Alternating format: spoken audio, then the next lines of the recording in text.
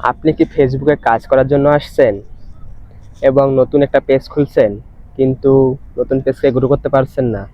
তাহলে আমার এই ভিডিওটি সম্পূর্ণ দেখুন, তাহলে বুঝতে পারবেন। একটা নতুন পেজ গ্রো করানোর জন্য আপনাকে একটু কষ্ট করতে হবে, কারণ আপনাকে ভালো মতো কন্টেন্ট আপলোড দিতে হবে, সময় করে আপলোড দিতে হবে, কন্টেন্টের কোয়ালিটি ভালো করতে হবে। তাহলে আপনি আপনার ফেসবুক পেজটাকে গ্রো করাতে পারবেন।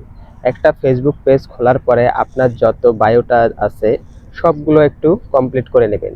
নেওয়ার পরে আপনি নিয়মিত দিনে যতটা ভিডিও আপলোড করতে পারেন ঠিক ততটাই ভিডিও আপলোড করবেন। কারণ আপনার যদি ভিডিওর নিয়ম ও আপলোডের সময় মেনটেন না করেন, তাহলে কিন্তু ভাইরাল হওয়ার চান্স খুবই কম। এই জন্য আপনাকে সময় করে ঠিক সময়ে ভিডিও আপলোড করতে হবে, তাহলে আপনার পেজগুলোকে আপনি গ্রো করাতে পারবেন।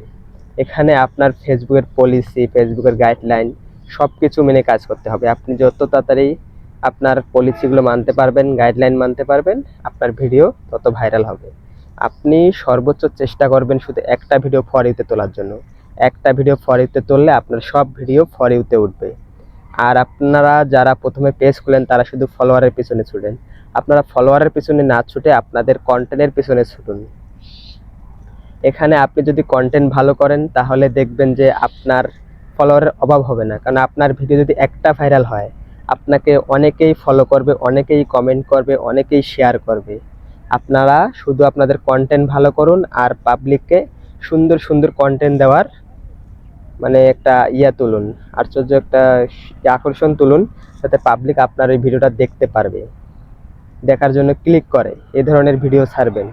আর ভিডিওর প্রথম অংশে আপনারা এমন কিছু বলেন যেটা পাবলিক দেখে ক্লিক করবে। ঠিক আছে, তাহলে পাবলিকের একটু আকর্ষণ বাড়ে।